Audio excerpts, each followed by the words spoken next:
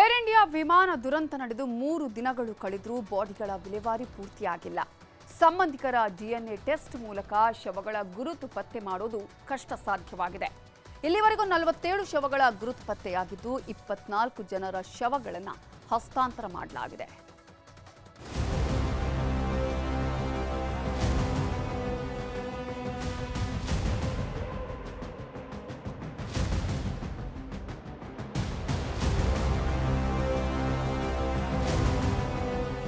ಎಂಬತ್ತು ಗಂಟೆಗಳು ಕಳೆದೋಯಿತು.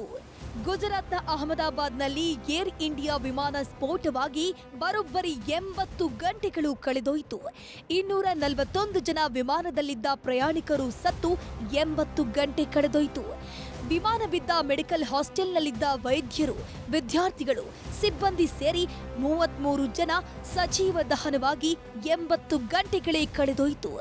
Air India ವಿಮಾನ ಅಪಘಾತದಲ್ಲಿ ಮೃತಪಟ್ಟವರ ಕುಟುಂಬದ ಸದಸ್ಯರು ಕನಿಷ್ಠ ತಮ್ಮ ಪ್ರೀತಿ ಪಾತ್ರರ ಮೃತದೇಹವನ್ನ ಹುಡುಕುವ ಭರವಸೆಯಲ್ಲಿ ಕಾಯುತ್ತಿದ್ದಾರೆ.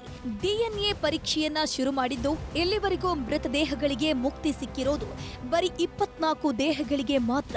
ಇನ್ನು 250 ಶವಗಳು ಯಾರದ್ದು ಅನ್ನೋದೇ ಪತ್ತೆಯಾಗಿಲ್ಲ. ದುರಂತದ ಬಳಿಕ ಆಸ್ಪತ್ರೆಗೆ ಸುಟ್ಟು ಕರಕಲಾಗಿ ಗುರುತೇ ಸಿಗದ ಶವಗಳನ್ನ ಸಾಗಿಸಿ 72 ಗಂಟೆ ಮೇಲಾಗಿದೆ. ಆಸ್ಪತ್ರೆಯಲ್ಲಿ ಶವಗಳನ್ನ ಗುರುತು ಹಚ್ಚೋದಕ್ಕೆ ವೈದ್ಯರ ತಂಡ ಹಗಲು ರಾತ್ರಿ ಅನ್ನದೆ ಶವಗಳ ಗುರುತು ಪತ್ತೆ ಮಾಡ್ತಿದ್ರು. 250 ಶವಗಳಿಗೆ ಮುಕ್ತಿ ನೀಡೋಕಾಗಿಲ್ಲ. ಒಂದು ಶವದ ಡಿಎನ್ಎ ಪತ್ತೆಗೆ 100 ಮಾದರಿ ಟೆಸ್ಟ್ ನಡೆಸಬೇಕು. ಇಲ್ಲಿವರೆಗೆ 100 ಶವಗಳ ಡಿಎನ್ಎ ಪರೀಕ್ಷೆ ಕೆಲಸ ಮಾತ್ರ ಶುರುವಾಗಿದೆ. 100 ದೇಹಗಳ ಪತ್ತೆಗೆ 10,000 ಸ್ಯಾಂಪಲ್ ಸಂಗ್ರಹಿಸಿ ಟೆಸ್ಟಿಂಗ್ ಮಾಡಲಾಗ್ತಿದೆ. 100ರಲ್ಲಿ ಇಲ್ಲಿವರೆಗೆ 47 ಜನರ ಡಿಎನ್ಎ ಹೊಂದಾಣಿಕೆಯಾಗಿದೆ.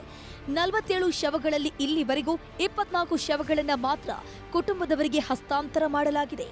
ಬಾಕಿ ಉಳಿದಿರುವ 23 ಶವಗಳ ಕುಟುಂಬಕ್ಕೆ ಮಾಹಿತಿ ನೀಡಿದ್ದು ಬಂದವರಿಗೆ ಶವಗಳನ್ನು ಹಸ್ತಾಂತರ ಮಾಡಿ ಕಳಿಸುತ್ತಿದ್ದಾರೆ.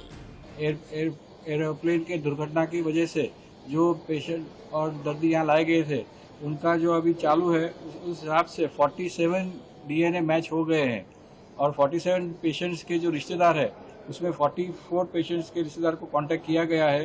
24 बॉडीज हैंड ओवर कर दिया गया है और 25वां प्रोसेस चालू था. Probably by now it must have been handed over. ये जो बॉडीज थे उदयपुर में एक फैमिली था, बड़ौदा में 5 फैमिलीज थे, खेड़ा में 1, अहमदाबाद में 8, महसाणा में 4, बोटाद में 1, जोधपुर में 1, अरवली में 1 एंड आनंद में 2.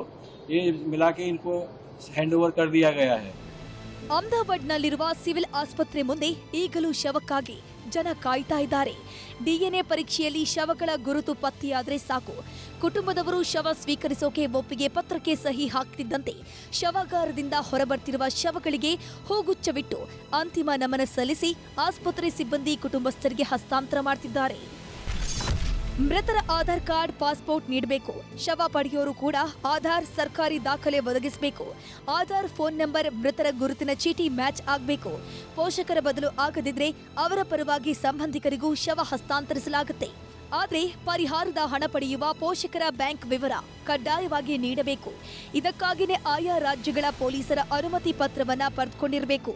ಎಲ್ಲ ದಾಖಲೆಗಳನ್ನು ಒದಗಿಸಲು ಆಗದಿದ್ರೆ ಒಂದ್ ವೇಳೆ ತಂದಿಲ್ಲ ಅಂದ್ರೆ ಸಂಬಂಧಿಕರಿಂದ ಸಮಸ್ಯೆಗಳಿದ್ರೆ ಅದನ್ನು ಹೇಳಬಹುದು.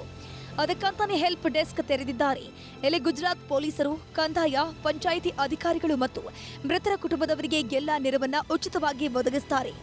ಮೃತರ ವಿವರ ಕೊಟ್ರೆ ಸಾಕು, ಎಲ್ಲವನ್ನ ಸರ್ಕಾರವೇ ನೋಡಿಕೊಳ್ಳುತ್ತೆ. ಅಂತರ್ರಾಜ್ಯದವರ ಮೃತದೇಹ ಪತ್ತೆಯಾದ್ರೆ ವಿಶೇಷ ವಿಮಾನ ವ್ಯವಸ್ಥೆ ಮಾಡಿ ಕಳಿಸ್ಕೊಡ್ತಾರೆ. ರಸ್ತೆ ಮೂಲಕ ಶವ ಸಾಗಿಸೋದಾದ್ರೆ ಭದ್ರತೆ ಜೊತೆ ಉಚಿತ ವ್ಯವಸ್ಥೆಯನ್ನು ಮಾಡಲಾಗ್ತಿದೆ. ಏನೇ ಆಗ್ಲಿ, ಇಷ್ಟು ದಿನ ಆಸ್ಪತ್ರೆ ಮುಂದೆ ನಮ್ಮವರು ಬದುಕಿದ್ದಾರಾ ಇಲ್ವಾ ಅಂತ ಕೇಳ್ತಾ ಇದ್ರು. ಆದ್ರೆ ಈ ಪ್ರಕರಣದಲ್ಲಿ ನಮ್ಮವರ ಶವದ ಗುರುತು ಸಿಕ್ತಾ ಅಂತ ಕೇಳಬೇಕಾದ ಕೆಟ್ಟ ಸಮಯ. ಅದರಲ್ಲೂ 3 ದಿನಗಳಿಂದ ನಮ್ಮವರ ಶವ ಸಿಕ್ತಾ? ಡಿಎನ್ಎ ಟೆಸ್ಟಿಂಗ್ ಮ್ಯಾಚ್ ಆಯ್ತಾ?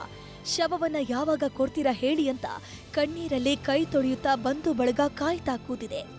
ಅಲ್ಲೊಂದು ಇಲ್ಲೊಂದು ಶವದ ಗುರುತು ಸಿಕ್ತಿದ್ದಂತೆ ಆಂಬ್ಯುಲೆನ್ಸ್ಗಳಲ್ಲಿ ಶವಗಳನ್ನ ಸಾಗಿಸೋ ವ್ಯವಸ್ಥೆಗಳು ಆಗ್ತಿವೆ.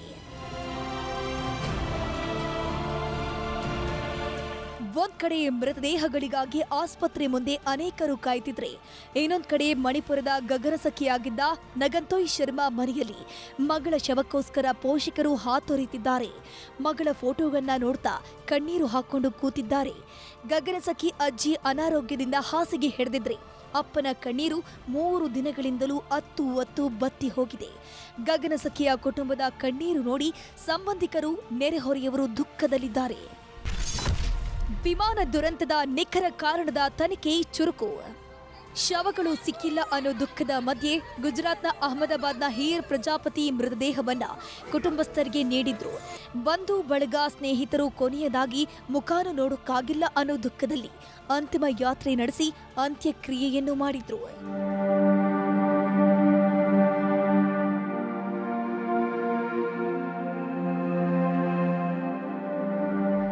ಇದು ಮೃತರ ಕುಟುಂಬದ ಕಣ್ಣೀರ ಕಥೆಗಳಾದ್ರೆ, ವಿಮಾನ ದುರಂತಕ್ಕೆ ಕಾರಣವೇನು ಅನ್ನೋದರ ತನಿಖೆಯೂ ಚುರುಕಾಗಿದೆ.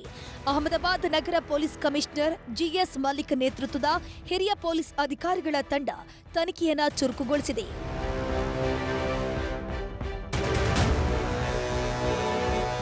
ಅಹಮದಾಬಾದ್ ವಿಮಾನ ದುರಂತದ ಜಾಗದಲ್ಲಿ ಬೋಯಿಂಗ್ ಸಂಸ್ಥೆಯ ಪರಿಣಿತ ತಜ್ಞರ ಅಧಿಕಾರಿಗಳ ತಂಡ ಪರಿಶೀಲನೆ ನಡೆಸಿ ತೆರಳಿತು. ಪ್ರಧಾನಮಂತ್ರಿಗಳ ಪ್ರಧಾನ ಕಾರ್ಯದರ್ಶಿ ಡಾಕ್ಟರ್ ಪಿಕೆ ಮಿಶ್ರಾ ಕೂಡ ದುರಂತದ ಸ್ಥಳಕ್ಕೆ ಬಂದು ಪರಿಶೀಲನೆ ಮಾಡಿ ತನಿಖೆಯ ವರದಿಯನ್ನು ಪಡ್ಕೊಂಡ್ರು. ಇದಿಷ್ಟು ಇವತ್ತಿನ ಏರ್ ಇಂಡಿಯಾ ವಿಮಾನ ದುರಂತದ ಘಟನೆಗಳ ಕರಾಳ ಕಥೆಗಳು. Bureau report, news 18.